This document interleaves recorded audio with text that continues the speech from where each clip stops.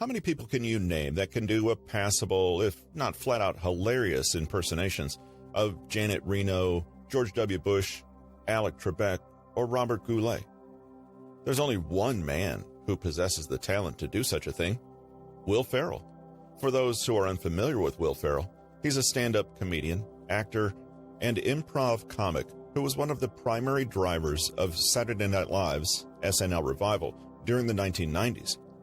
He was able to parlay his exposure at SNL into a comedic movie career to rival that of any of the greats. He was also one of the first performers who was an automatic for me. What do I mean by that?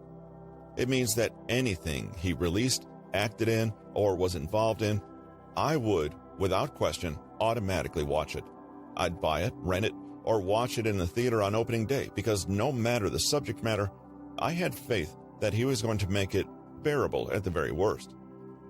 Whether he was the second coming of laughter itself, or his mannerisms just resonated with my personal sense of humor, Will Ferrell was one of my early role models and my first man crush during my impressionable years.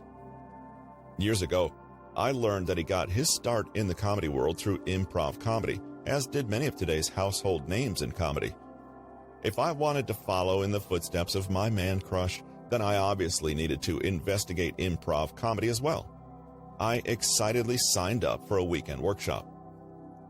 As a conversation coach now, you would think that I had a good foundation at the time.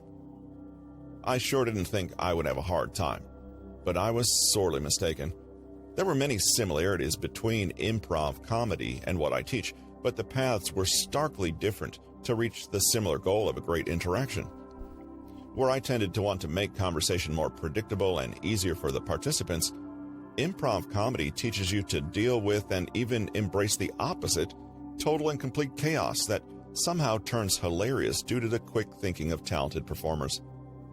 As you might expect, I had somewhat more mixed results than Mr. Ferrell, but the workshop left me with a strong impression of how to consciously ignore all the chatter in the world and focus on the person in front of me. It's something that sounds so simple in theory, but is nearly impossible to do in practice.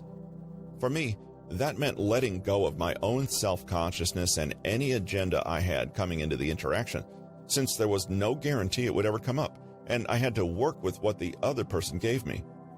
I would have an answer prepared in my head, but the moment I spoke it, I realized that it derailed what the entire interaction was building toward because I wasn't listening properly. Improv comedy is a group dance that ebbs and flows with what each member of the group is doing. The only rule is that the group must always stay and work together. Even if you're uncomfortable or unfamiliar with what's happening, you'll be supported and helped by the other members of the group because you're all collaborating toward one shared goal and nothing else matters.